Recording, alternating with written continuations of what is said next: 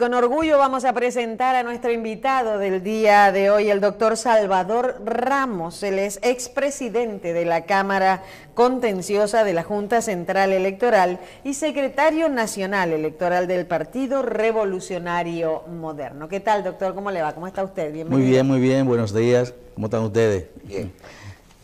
Doctor, muchísimas gracias por acompañarnos hoy y qué bueno tener una voz autorizada con todo el conocimiento necesario para poder hablar del tema, sobre todo de algo que nos preocupa mucho a los que no estamos inmersos en la actividad diaria política, y es cuando nos dimos cuenta que toda esta discusión de la ley de partidos y las aprobaciones, las cuotas, los financiamientos, el régimen todo era para la pre-campaña. Y sucede que todo aquello que había discusiones no era para los dominicanos, era para los partidos. Y ahora lo que sí nos interesa, el financiamiento de las elecciones, del proceso en sí del 2020, los plazos, los topes, las cuotas reales y todo esto, es en una ley electoral que si no se modifica en una legislatura ahora no va. Usted que conoce el proceso y que maneja bien los aspectos electorales en este sentido, háblenos de la importancia de la aprobación, de la modificación del régimen electoral. Sí, fíjate, es muy importante que en el país se produzca una reforma o una nueva ley de régimen electoral. En primer lugar, porque la que tenemos es obsoleta. Esa ley es del 97, ya tiene más de 22 años en vigencia y se han producido muchísimos acontecimientos sociales, políticos y de otra naturaleza que han conllevado a que esta ley ya esté totalmente desfasada. Sin embargo, cuando se procedió a aprobar la ley de partidos políticos, no se contempló de que esa misma ley de partidos políticos podía comprender los dos tramos, es decir, comprender el tramo relacionado a la organización de la primaria y comprender el tramo relacionado con las elecciones generales del voto popular. Para mí que eso fue una negligencia legislativa, porque pudieron verse hecho las dos cosas en la misma ley, separando los plazos y separando los tiempos. Sin embargo, tenemos una ley electoral, la ley 3318, que solamente, como señalaba usted, solamente llegan hasta la primaria. Y a partir de la primaria pasamos a ser regidos por la ley 275, que es una ley que realmente necesita modificación con carácter de urgencia. Porque habrán cosas que tienen que ser modificadas, como ese régimen de financiamiento de campaña, como ese régimen que tiene que ver con la seguridad electoral, lo que tiene que ver con las garantías electorales, que no existen garantías electorales del proceso electoral, lo que tiene que ver también con la misma publicidad. La publicidad, los gastos publicitarios de campaña, el fiscal electoral, los plazos, todo ese tipo de cosas que son realmente necesarias para sanear, para transparentar, para hacer un régimen de equidad igualitaria entre el sistema de partidos políticos y la participación, necesitan de una reforma urgente. Y además también la creación de un fiscal electoral, que nosotros le hemos propuesto, de que se debe crear una persona, una institución, una fiscalización general, un funcionario que sea el encargado de perseguir los delitos electorales, ¿y eso separado no es del Ministerio Superior Electoral? No, eso tiene que ser un funcionario independiente. Hablan un fiscal. De un fiscal electoral, que tiene que ser el que va a perseguir los delitos electorales, las violaciones que se cometan, las infracciones que se cometan. Entonces, a la ley electoral durante el proceso electoral. Doctor, usted habla, y no sé si el doctor Sierra me puede también. Ustedes dicen la creación de un fiscal independiente que equivale al Ministerio Público, a la Procurador, y el Tribunal Superior Electoral viene siendo la Suprema Corte en materia electoral. No, porque el sistema... uno persigue y acusa y el otro juzga. Exactamente, uno viene a juzgar. Y habrán delitos también que son de derecho común, que no tienen necesariamente que ser procesados por el Tribunal Superior Electoral, porque este tribunal no es un tribunal represivo. Este es un tribunal de carácter administrativo, o sea, el Tribunal Superior Electoral no puede aplicar pena pecuniaria ni pena privativa de libertad, es un tribunal de naturaleza administrativa. Habrán delitos que llevan privación de libertad y penas pecuniarias, entonces eso tiene necesariamente que ir a los tribunales represivos. Entonces ese fiscal se encargará de instrumentar, de preparar los expedientes que va a remitir a la jurisdicción ordinaria. Esas cosas, igualmente como se está hablando de la separación de el voto del senador y del diputado, o sea, que vayan en boletas separadas. Usted está hablando de que no haya un arrastre hacia los senadores por los diputados. Exactamente, o sea, que el senador tenga, aunque vayan en la misma boleta, pero que el voto sea, el escrutinio sea separado. La gente. Del voto, el que votó por el senador no necesariamente tenga que votar por el diputado. Pero ayer, esas son reformas, doctor, esas son... Ayer dijo un diputado aquí, el diputado Elpidio Báez, en este programa, que eso no va a pasar, esa modificación, porque los senadores no van a aprobar, aunque los diputados aprueben eso, los senadores no van a aprobarlo, de que no haya arrastre, porque eso lo perjudica a ellos y que eso no pasa. Bueno, lo que con los senadores que yo he conversado es lo contrario. Dicen que lo que tienen que gastar el gran dinero son los senadores, porque muchos de los diputados se quedan tranquilos, se sientan, porque el voto nacional, como quiera, del senador, se lo lleva a ellos. Es decir, como quiera, si ganó el senador, mi partido tiene 3 cargos.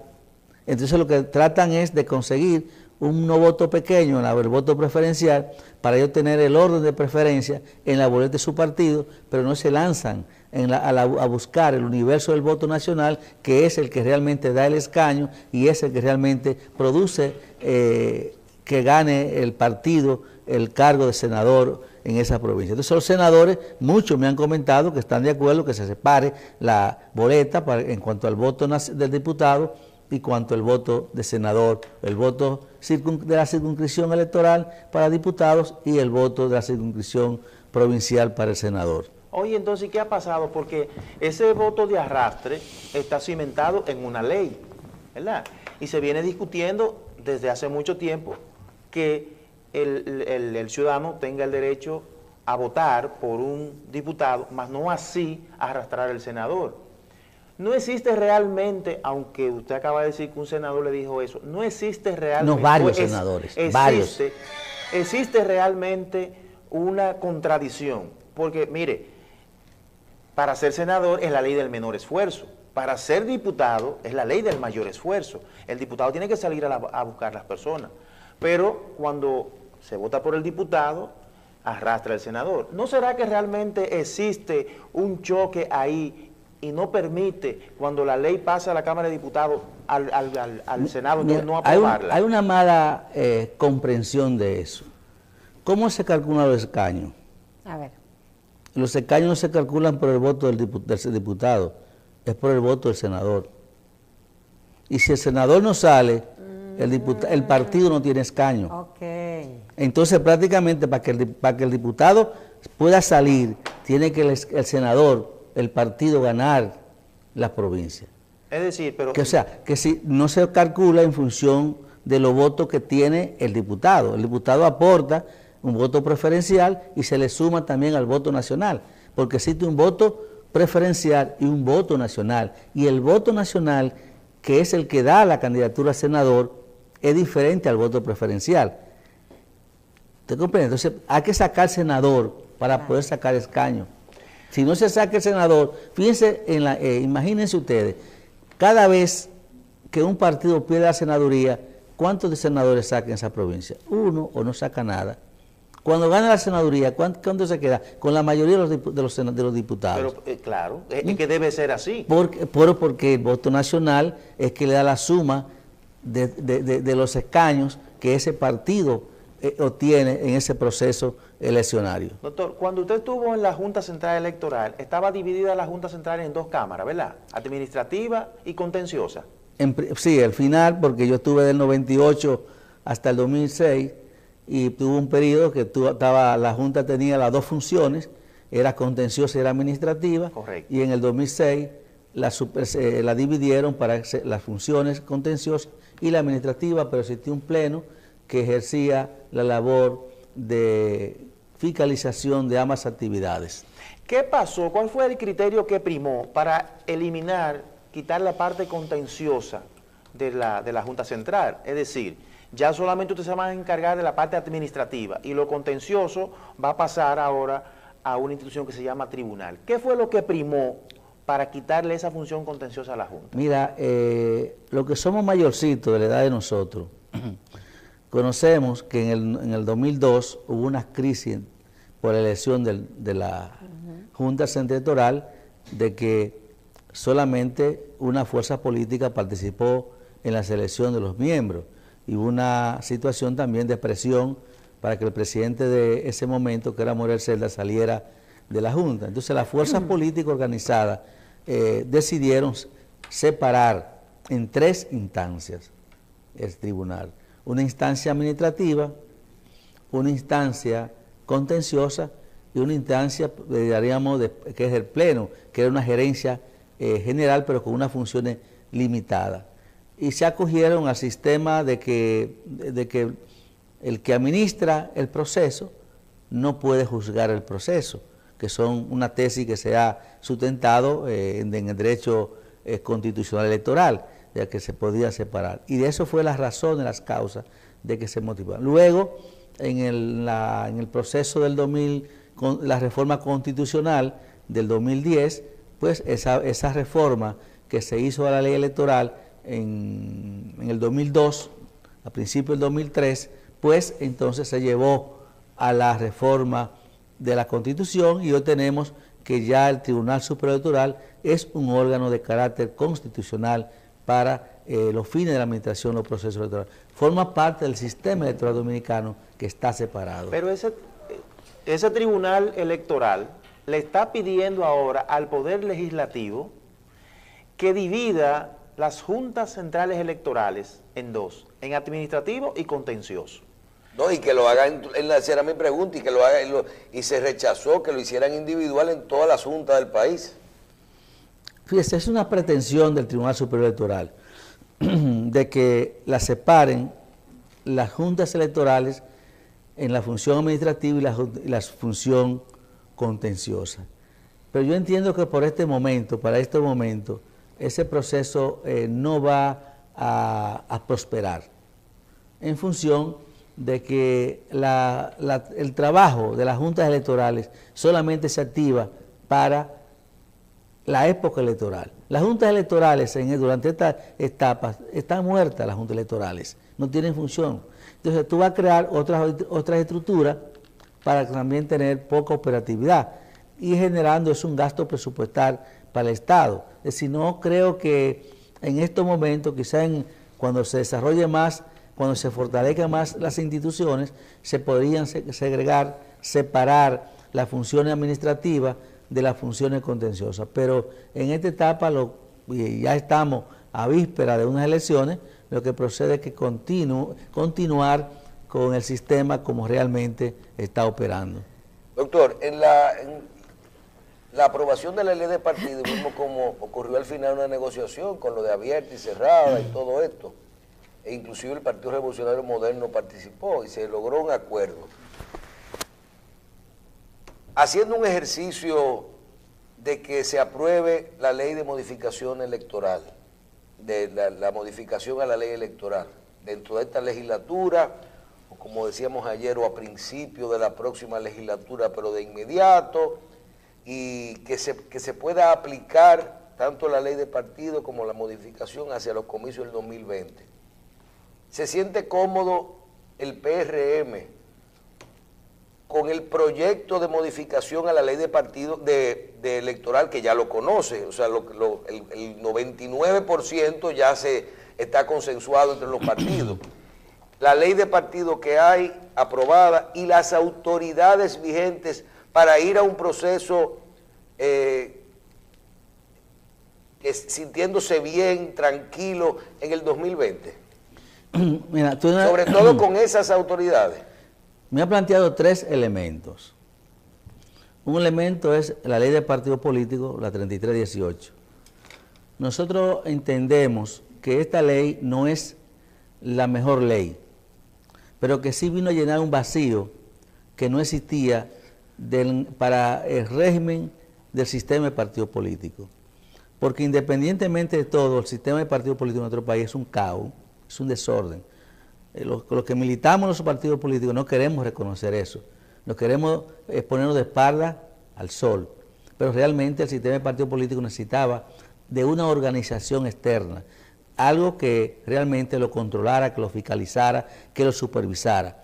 Entonces, la ley de partidos políticos ha venido a regular esas deficiencias, esa poca de apatía que existía en la organización electoral, que tocaba casi la existencia del sistema de partidos políticos, y que es uno de los elementos que nosotros debemos preservar, que la democracia de los sistemas de partidos políticos se permanezca en nuestro país. Y un segundo elemento es la ley del régimen electoral. Aunque las 2 leyes son de régimen electoral porque constituyen el sistema electoral dominicano. Mira, nosotros entendemos que como decía ahorita, que es urgente la aprobación de una ley de régimen electoral, por una serie de elementos que nosotros señalamos que tienen que ver exclusivamente con la administración del proceso. En lo que no solamente los gastos nosotros entendemos, no solamente fundamentalmente el control de la campaña en cuanto a lo que tiene que ver la administración de las nóminas, el empleo público, el gasto, los planes sociales, claro, ese tipo de cosas que tienen que ser regulados, y es en la ley electoral. Además también nosotros entendemos que las juntas electorales tienen que darse más independencia de la Junta Central Electoral. Una serie de elementos que nosotros como partido político entendemos que es necesario que se produzca una reforma en ese sentido en la ley electoral, y que debe ser para este proceso electoral, que no pueden ser para el 2024. Esperamos que en esta prórroga legislativa que hizo el presidente de la República, Danilo Medina, pues el Congreso pueda sintetizar las aspiraciones que tiene la sociedad dominicana de que se apruebe una ley de partido político. Y un tercer elemento es el que se refiere a los actores que administran el proceso. O sea, nosotros prácticamente como partido estamos en la obligación y estamos conteste de que debemos apoyar y que debemos trabajar con esta Junta Central Electoral. Que hasta este momento la Junta ha dado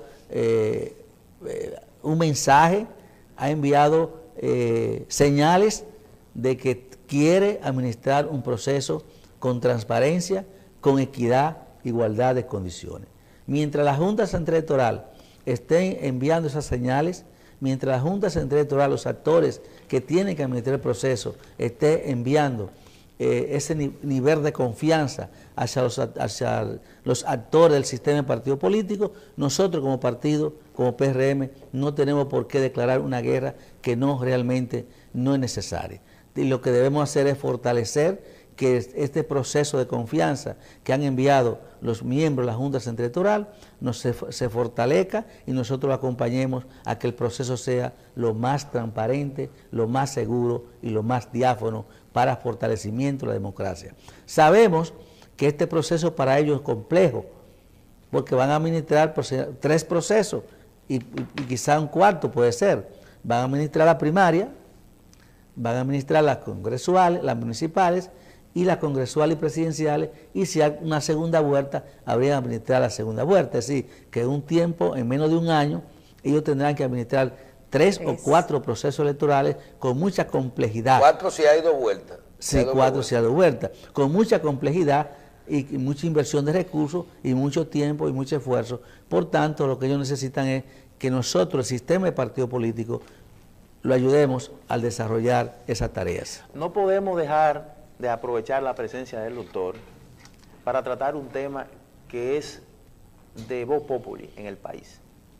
República Dominicana es un país reeleccionista y le gusta eso, reelegirse y que sus presidentes se reelijan y se reeligen los presidentes de los partidos, y modifican la Constitución. Y modifican la Constitución. No hay ya un partido aquí que no haya modificado la Constitución para precisamente restablecer la modificación. El PRM no lo ha modificado. Oh, y el PRM no es el PRD. Lo que cambiaron de nombre, Michelle. Ahora sí, está cambiaron bien. de nombre. Pues, Hipólito es el candidato del PRM y tenía prohibida la reelección y modificó para reivindicar a Lionel. Pero la pregunta es, diga, doctor. No, te voy a escuchar. Te voy a escuchar. En síntesis, aquí nosotros usamos, doctor, la libre expresión. Usted puede rebatirnos, no tenemos la verdad absoluta, pero la verdad es que el PRM es el mismo PRD, pero cambió de nombre. Entonces, doctor, todos somos reeleccionistas, ¿verdad? Sí. Dijo ayer un diputado aquí sentado del Congreso Nacional que si el presidente decide optar por la reelección y solicita la modificación constitucional, tiene votos de más que le sobran, sin necesidad de comprar. Ha dicho su partido, el PRM, que andan ofreciendo, y otras personas, que andan ofreciendo compra de diputados. ¿Eso es verdad, doctor? Mira, antes de que quiero señalarte que yo además de en el PRM, yo soy el jefe operativo electoral de la candidatura de Hipólito Mejía en el PRM. Que me gustaría que ustedes me den la oportunidad de venir a hablar exclusivamente de ese proyecto del H20 de Hipólito Mejía y nuestros planes que nosotros tenemos para nosotros ganar las primarias en el H20. No, pero vamos a hablar de primarias ahora. Es decir, prácticamente, pero mira, voy a responder a tu pregunta, como un estudiante aventajado para pasar el examen. Nuestro país, tú lo has dicho, es totalmente reeleccionista. Eso no es pecaminoso en nuestro país. La reelección, a mi entender, desde el punto de vista sociológico, solamente se preocupa a la clase intelectual y la clase media alta. Las clases populares no le dan mente a si es reelección o no es reelección. Yo, principalmente, Salvador Ramos, independientemente del PRM, no es antirreeleccionista. Yo, Salvador Ramos. Yo entiendo que la reelección, vuelvo a repetir, no es pecaminosa. Lo que es pecaminoso es que un candidato use los recursos del Estado, el manejo de recursos del Estado para beneficiarse. Que un candidato que se reelija usando los fondos del Estado vaya a captar votos con esos fondos del Estado. Eso es lo pecaminoso. Pero de que la continuidad de un gobierno en el poder, si se maneja dentro del marco de la transparencia, dentro del marco de la honestidad, si no usa los recursos del Estado para ese beneficio, no tiene ningún sentido anormal. Ahora bien, con relación a los votos, yo entiendo que prácticamente teniendo el PLD mayoría en ambas cámaras, teniendo el PLD control de la Asamblea Nacional en cuanto a la membresía se refiere, siendo el PLD un partido de disciplina vertical, yo entiendo que si Danilo Medina lleva la reelección al comité político, el comité político lo aprueba, y de ahí lo lleva al comité central, y el comité central lo aprueba, hasta Lionel sale a votar por él. Porque es el partido, es la disciplina de su partido, y es un partido ortodoxo. O sea que prácticamente si Danilo viene del partido para el Congreso, le van a sobrar votos. Porque ninguno de esos PLDistas que están ahí, diputados, senadores, cuando el partido diga en sus dos instancias, comisión política y comité ejecutivo, digan que va a la reelección, ellos van todos a votar. Mire, y usted que es representante en adición al tema electoral de la facción de Hipólito Mejía, antes de que hablemos de cuáles son las acciones para ganar la convención o el proceso de primarias y la candidatura por parte de Hipólito Mejía, yo le quiero preguntar, en el proceso pasado, Hipólito Mejía dijo, si es Danilo que va, yo me voy para Gurabo. Y luego vivimos un proceso de convención en el PRM, en el cual ganó Luis Abinader, pero Hipólito Mejía ya estaba, uno vio que ni luchó por el proceso de la convención, ni discutió nada, o sea, fue algo todo pasó, se sabía venir que él no estaba por luchar si el presidente era que iba. En este momento Hipólito Mejía, en el caso de que Danilo Medina en marzo, en abril, en mayo, en junio, opte por la reelección, Hipólito Mejía como quiera se presentará con fuerza en busca de la candidatura a la presidencia de la República. Claro que sí. Cada momento... No se va para Gurabo. No. Oye, cada momento tiene una coyuntura política. O sea, las coyunturas políticas del 16 no son las coyunturas políticas del 19. En este momento, el presidente Hipólito Mejía está consciente del rol que tiene que jugar en el país, en la nación dominicana, para restablecer el gobierno del que tanto requiere y demanda la población y el Partido Revolucionario Moderno. Es decir, que Hipólito es un compromisario de las causales que ahora mismo le afectan a la sociedad dominicana. Por tanto, estamos trabajando, estamos desarrollando, estamos cumpliendo los planes para nosotros en octubre 7, Hipólito ser candidato del PRM y nosotros en una gran alianza con el sector de Luis, porque no nos vamos a dividir, claro, sea Hipólito que gane o sea Luis que gane, que no sueñen que el PRM se va a dividir. Nosotros vamos a trabajar unidos, sea con Luis o sea con Hipólito, pero en este caso nosotros vamos a ganar. Pero que en definitiva los partidos porque prácticamente nosotros entendemos que Hipólito tiene la ventaja internamente para ganar la convención. Cuando usted dice, qué bueno, no nos vamos a dividir, y vivimos un proceso así ahora con la aprobación de la ley de partido, Hipólito Mejía tenía y su grupo una posición favorable hacia las primarias abiertas, y cuando el partido decidió que fuera un proceso cerrado, inclusive podrían haber ahora hacerla abierta y como quiera el partido optó por notificar a la Junta Central Electoral que va como partido a un proceso de primarias cerradas. En este mismo sentido, uno ve las encuestas y ve los números, y aunque ve que la candidatura de Hipólito Mejía todos los días va ascendiendo con relación a la de Abinader, pero Abinader tiene una amplia diferencia en cuanto a la de Hipólito Mejía. Las acciones que tomarán ustedes tienen alrededor de 6, 7 meses, creo que para agosto, ¿verdad? A octubre, eso es la convención. 7 de octubre. 7 de octubre. Para esa convención, acciones de parte del grupo de Hipólito Mejía para lograr revertir esa cifra y lograr la candidatura a por el Partido Revolucionario Moderno. Mira, la percepción que se tiene no es la correcta con relación a Luis y la simpatía en el PRM. Yo te dijera que nosotros tenemos un padrón oficializado de 531,000 electores que votaron en la convención pasada. Si nosotros celebráramos la convención con ese padrón, Hipólito le gana la convención. Con ese padrón. ¿Cómo es la cosa?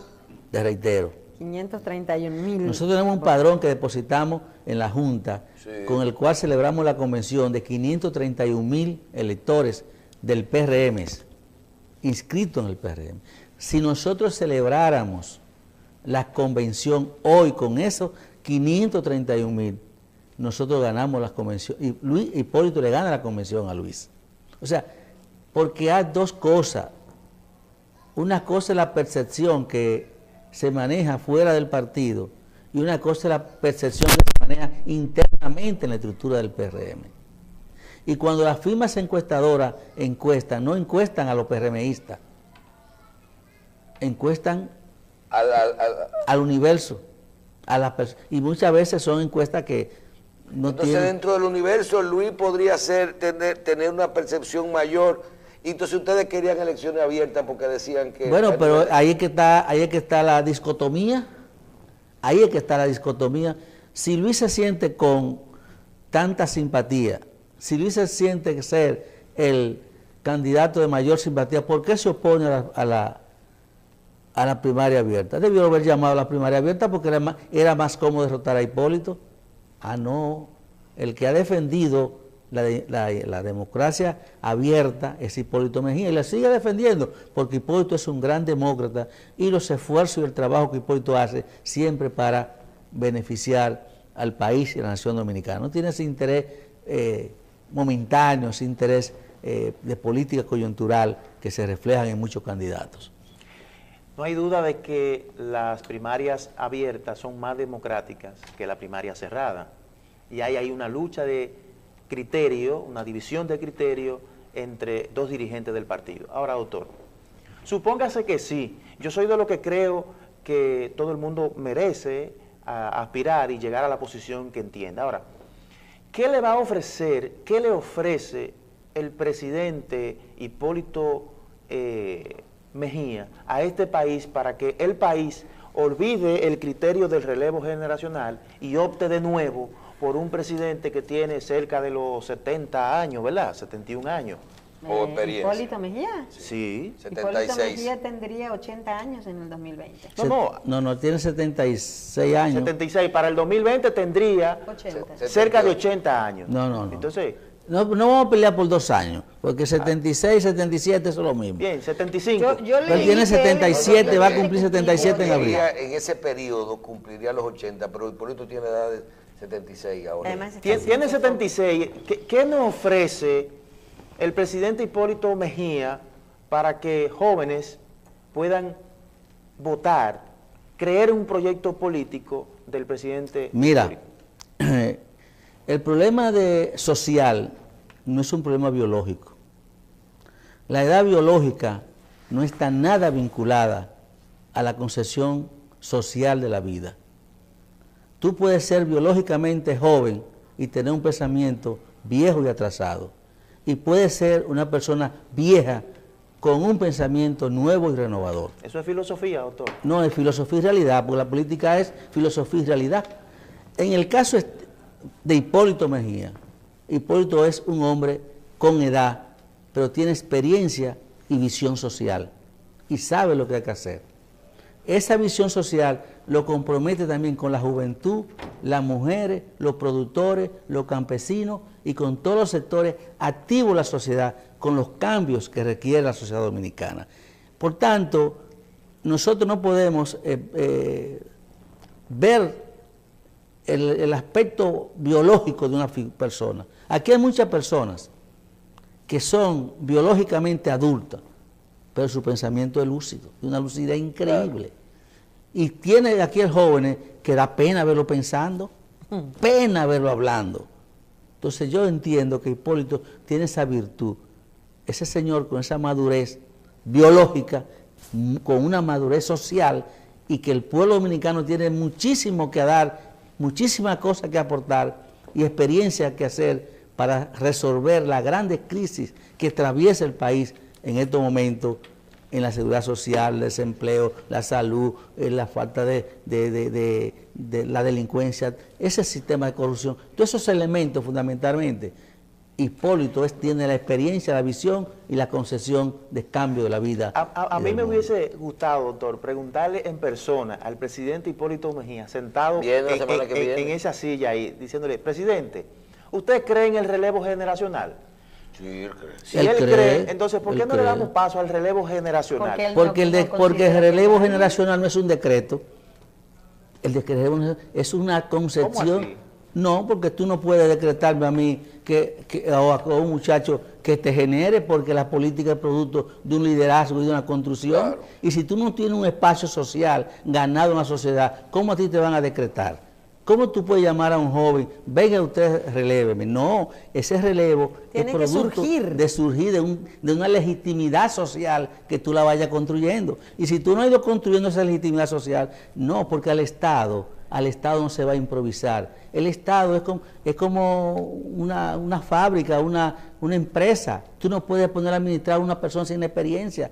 Ven administrador, el administrador se construye en base al tiempo, en base a los valores y las concepciones que tiene de ese aspecto de la vida y de ese aspecto que tiene de la realidad de esa empresa. Entonces, el presidente Hipólito Mejía cree en la renovación, pero él está construyendo, él está colaborando con la juventud, con las mujeres, con los demás sectores, para que los releven, pero que aprendan de su experiencia y de sus innovaciones que él va a hacer del Estado. Porque la renovación, te reitero, no es un decreto.